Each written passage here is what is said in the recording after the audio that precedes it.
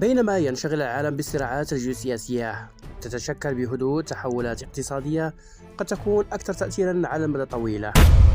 المغرب والصين يوقعان 3 اتفاقيات استراتيجية في المجال الجمركي والتجاري، فهل يتعلق الأمر فقط بتسهيل حركة البضائع ومكافحة الغش التجاري، أم أننا أمام خطوة جديدة تعزز موقع المغرب كمحور لوجستي يربط بين إفريقيا وأوروبا وآسيا؟ في المشهد الآن لا ننظر إلى الأخبار كعناوين عابرة، بل نحاول فهم ما يجري خلف الكواليس. الاتفاقيات الثلاثة الموقعة بين المغرب والصين تتعلق بتعزيز التعاون الجمركي وتأمين سلاسل التوريد وتطوير آليات مراقبة التجارة الدولية. في عالم أصبحت فيه سلاسل الإمداد قضية أمن اقتصادي بعد الأزمات العالمية المتلاحقة، تسعى الدول الكبرى إلى بناء شبكات أكثر استقرارا ومرونة.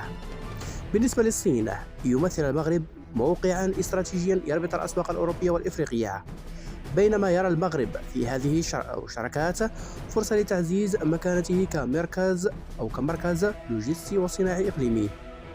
ورغم أن هذه الاتفاقيات لا تعني تحولا فوريا في موازين التجارة العالمية، فإنها تعكس توجها واضحا نحو تعميق العلاقات الاقتصادية بين الرباط وبكين، وفي وقت تتنافس فيه القوى الكبرى على تأمين مسارات التجارة والاستثمار.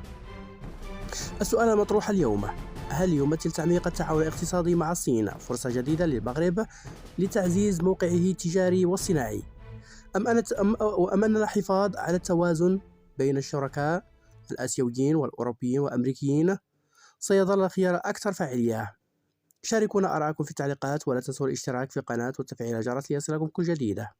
أنا سفيان من المشهد الآن، وإلى اللقاء في تحليل جديد.